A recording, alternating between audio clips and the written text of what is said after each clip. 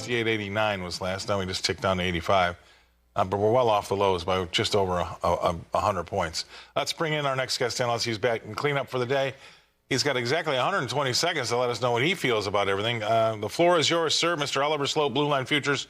He's coming to us from Chicago. What's up? Start that shot clock, Scott. All right. Well, nice some green on the screen outside of the wheat market. They're continuing to kind of trade in their own little world, struggle. But corn marked its third consecutive higher close in yesterday's trade, which doesn't sound like a lot because, quite frankly, it's not. But it is the longest winning streak since May, and we're working on tacking on to that, adding another fourth day. We do have some overhead resistance, 425 3/4 to 426.5. Those were the highs from July 2nd and July 5th. If we can kind of chew through that little pocket there, I wouldn't be surprised to see that spur some additional short covering, maybe propel us towards that breakdown point from the June 28th quarterly report, and that comes in near 433. So still halfway optimistic that we can squeeze a little bit more out here in the corn market, but certainly not really holding our breath for anything significant to the upside on the soybean side of things.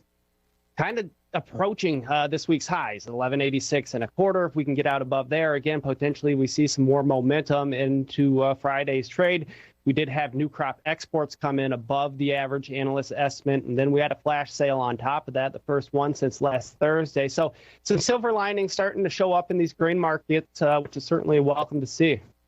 Yeah, are you telling your guys to reward it, or are you going to wait and see? We've kind of been working with clients on trying to squeeze out a little bit more to the upside. I think we can get beans a little bit closer towards $11. We're certainly going to be looking to be more proactive on protecting some things that haven't been protected yet, or if people lifted hedges here recently to reestablish those on the corn market. Quite frankly, I wouldn't be surprised to see us just kind of chop around in no man's land. So I think the upside is limited, but here in the near term, I also think the downside is somewhat limited in the corn market. So looking for more of a range-bound trade, see if that volatility can't come out of the market a little bit. Sell strangles. Okay. Thanks very much. 862. All right. Let's bring back in Oliver Slope, Blue Line Futures, coming to us all the way from Chicago. What stands out of you there, Oliver?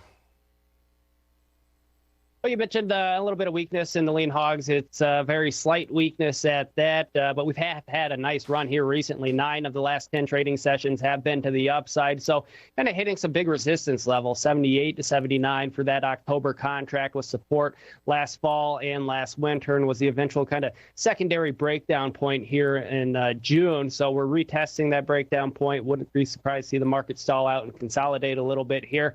On the cattle side, nice to see a strong move higher in these live cattle markets as they've been kind of stuck in a range here as of late, but moving to the upside, which is nice as, see that cash market and futures board converge a little bit with the first notice day for August futures here about a week and a half away.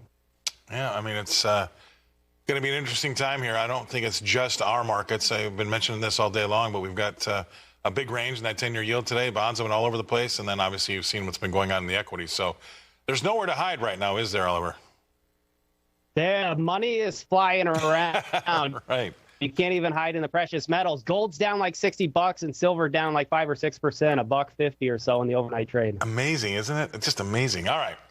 Great. I'm glad you brought that up. Thanks for that. Oliver Slope, Blue Line Futures in Chicago. He's watching the same stuff I'm watching. He says the money is flying around. So, opportunity to buy. Hi, I'm Oliver Slope, Vice President and co-founder of Blue Line Futures.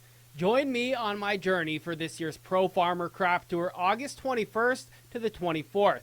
Now, I'll be on the eastern leg, which starts in Ohio, goes through Indiana, Illinois, into Iowa, and up to Minnesota.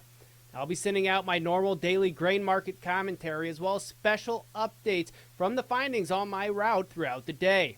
Now, sign up for these updates by filling out the form on this page, and we'll send you one of the best-looking koozies around. And I love corn koozie because who doesn't love corn? Thank you, and I look forward to you joining me on my journey.